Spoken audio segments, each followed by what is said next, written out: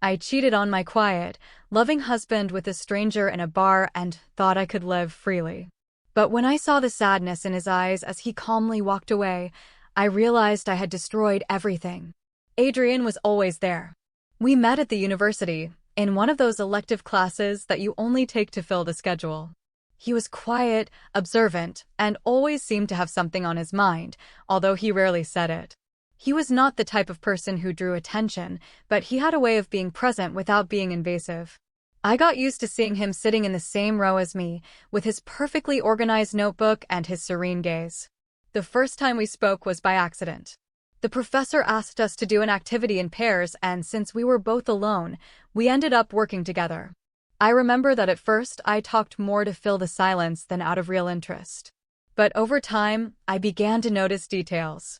How he really listened to me, how he remembered small things that I myself forgot, how he worried about whether I had eaten or if I looked tired. At that time, my dad was sick and the emotional burden I was carrying was exhausting.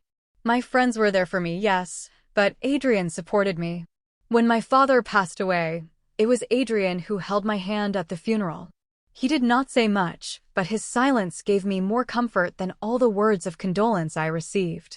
He stayed with me until the last moment, until everyone had left and it was just us on a cemetery bench, watching the day fade away. We became a couple shortly after. Our relationship was calm. There were no grand gestures or movie scenes. Just stability, understanding, constant affection. I used to joke that Adrien was like a warm house during a storm. Always there, always firm, even if it did not have spectacular windows or neon lights. We got married young. We were 24 years old. Many told us we were rushing, that we should live more before committing. But I felt that I had already lived enough, that I wanted that stability. And for years, it was like that. Adrien and I had a simple, but beautiful life. We had a routine that worked, breakfasts in silence, but together, messages at noon, quiet dinners watching some series. He worked as an engineer at a software company. I taught at a high school. Nothing out of the ordinary, but enough. However, over time, that same routine began to feel like a prison. I do not know at what exact moment it happened. Maybe it was little by little. I started to look around, to compare my life with that of other people, with my friends, especially. Valeria, my best friend since high school, was single and lived every weekend like an adventure. Quick trips, parties until dawn, attractive men who came and went.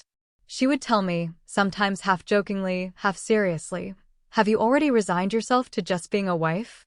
You have not even lived enough, Danny." I would laugh, shake my head. I would say that I was happy, and I was in theory, but her words kept resonating. Renata was another story. She had divorced 2 years earlier and assured me that it had been the best decision of her life. Her new phase was full of stories that sometimes made me laugh and sometimes left me thinking. She would talk to me about younger men, about spontaneous adventures, about not having to answer to anyone. "I love you, Danny, but seriously, do you not feel like you missed out on something?" she asked me once while we were drinking wine in her apartment. "You got married when you were just learning to live." I started to look at Adrien with different eyes, not because he had changed, but because I had started to question if that was really what I wanted. Our life was predictable. I could guess what each day would be like, each conversation, each gesture. Nothing surprised me, and, although that had given me peace for a long time, now I felt like I was suffocating. I did not talk to him about it, not because I could not, but because I did not know how. How do you explain to someone who loves you that you suddenly feel that your life with them does not make sense? That it is not their fault? But you also cannot ignore what you feel? So I kept it to myself. I kept smiling, doing the same routines, but inside I was somewhere else. Until that night came. Valeria organized a girls' night at a new bar that, according to her, we absolutely had to go to. Adrien asked me if I wanted him to take me, but I told him I would rather go with the girls.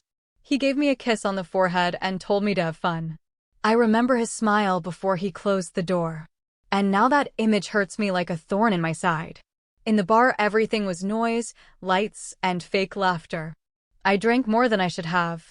I felt strangely free, as if I had escaped from something without really knowing what. And then I saw him. He was not particularly handsome, but he had that air of confidence that is attractive when one is vulnerable. He approached me, we made eye contact, he offered me a drink. At first I said no, but then I accepted. We talked, we laughed. I do not remember what about. I just know that he made me feel desired, seen in a way I had not felt in a long time. I flirted, not with the intention of doing anything. Or so I told myself. But I knew what I was doing.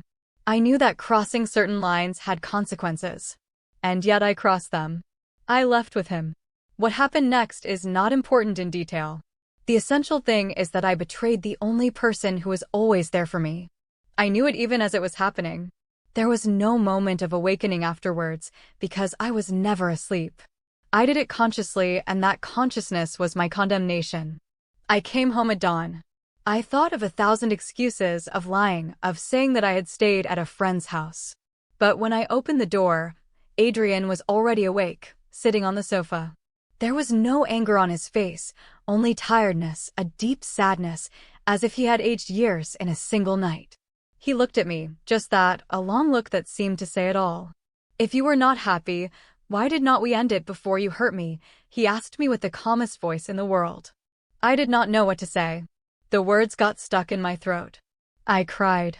I asked for his forgiveness, but he just shook his head and got up. He took his jacket, his keys. "I need space," he said. And he left. After the separation, there were no dramatic scenes or fights over assets. Adrien was as serene in the divorce as he had been in his daily life. He signed the papers without reproaches, only with a contained sadness that sometimes showed when he looked me in the eyes. He did not say more than necessary. He did not ask why I had done it, and that, in a way, was worse. I stayed with the apartment. He moved in with some friends while he looked for something else. I learned that shortly after he found a small, quiet place near his work. I did not look for him, although I wanted to many times. I promised myself that I should respect his decision, that I should be brave and live the life that, according to me, I had been missing out on. So that is what I did. During the first few months, I felt a strange, euphoric freedom. I could go out whenever I wanted. I did not have to tell anyone. I did not have to coordinate schedules or share spaces. I started going to more bars, traveling with Valeria, trying new things. I bought clothes I would have never dared to wear before. I changed my hair color. I updated my social media with phrases that I did not even fully believe myself. The first relationships were almost a continuation of that euphoria. Charismatic, seductive, fun men. I felt attractive, desired. It was exciting. I kept telling myself that this was what I needed, to live without ties, without explanations. Every time a friend posted a story from some exotic destination or celebrated her single life with glasses raised high, I convinced myself that I was doing the right thing. But the excitement did not last. The men left as quickly as they arrived. Some were honest from the beginning, they did not want anything serious. Others promised more, but disappeared at the slightest hint of depth. And I started to feel like a constant passenger at a station where no one wanted to stay. Valeria, over time, began to date a man with whom she finally seemed to want something more serious. Little by little, her messages became less frequent. Her invitations were reduced. Then I learned that she had gone to live with him in another city. Renata, for her part, got back together with her ex-husband. She told me they had changed, that they wanted to give each other another chance. I did not know whether to be happy or feel betrayed. Both moved away, not out of malice, but because of circumstances, as happens in real life. And I was left alone. The apartment became quieter than ever. The nights grew longer. Sometimes days would pass without me talking to anyone outside of work. The dating apps were still there, but they no longer excited me. They were more of a distraction than a hope. I got used to faking normality. I would smile on social media, post positive phrases, but at home the reality was different. What hurt me the most was not having lost Adrien. It was having despised him without knowing how much he was worth, because over time I began to understand the little things he did, his constant presence, his way of loving without conditions, his patience, his gaze when he looked at me as if I were the most important thing in the world. And I destroyed it, because of a voice in my head that told me that life should be more exciting. One day, a mutual friend invited us to his wedding. It was someone we had known at the university, so I thought maybe Adrien would not go. I hesitated a lot about attending, but in the end I decided to do it. I put on a nice dress, I took care of every detail. I do not know what I expected. Maybe to close a chapter, maybe deep down to see him. And yes, he was there. I saw him from afar at the end of the hall. At first, I did not quite recognize him.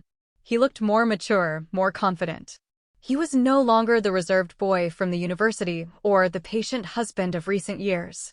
He was a different man, complete, and he was not alone. Beside him was a beautiful woman, in a serene way, not flashy, but with a natural warmth. She was holding a baby in her arms.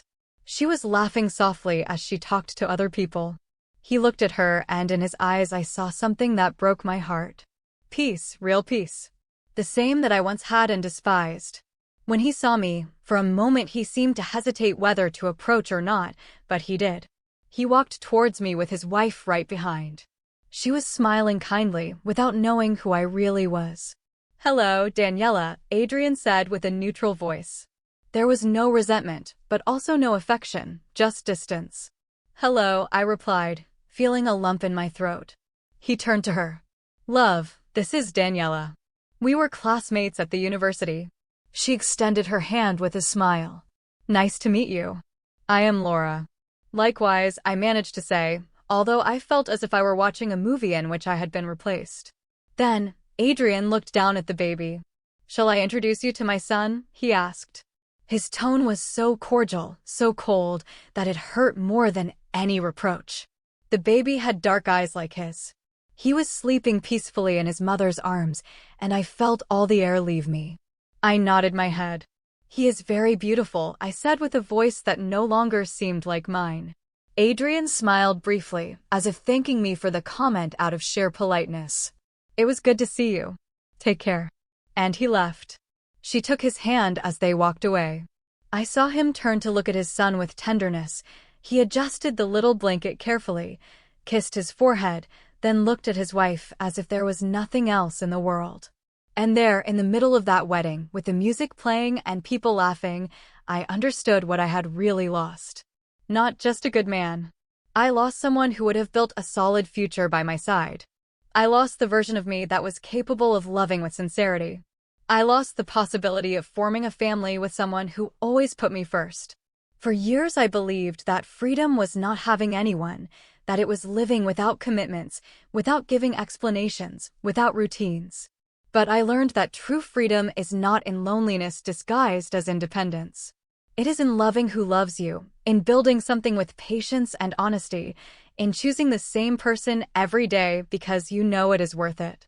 I confused peace with boredom, stability with mediocrity, and now, when I see my reflection, I do not always recognize the woman I was, because in my attempt to seek more, I lost everything. And the worst part is that this time there is no going back. Update. After the encounter at the wedding, something inside me broke definitively. It was not just seeing Adrien happy, it was understanding that that happiness would never be related to me again, that I was no longer part of his story, not even as a bad memory, just a distant, irrelevant figure, a shadow of what we once were. I returned to the apartment feeling more alone than ever. The white walls, the pictures unchanged for years, the echo of my footsteps upon arriving, everything seemed foreign. I sat on the sofa and cried in silence, not knowing exactly why. It was not just sadness, it was guilt, nostalgia, regret. It was the weight of having made decisions that could no longer be undone. For weeks, I tried to convince myself that not all was lost, that maybe I was just in a bad moment, that I could still find someone, rebuild my life, fill the void that grew more and more each day. I started to go through my contacts looking for names I had not seen in a long time, and I found Morrow's. Morrow had been a sort of intermittent constant in my life since I got divorced. It was not a real relationship, more like a temporary refuge. We would see each other from time to time, without commitments, without plans. He was always clear, he did not want anything serious, and I, at the time, said the same. No strings attached, I used to joke. We would laugh.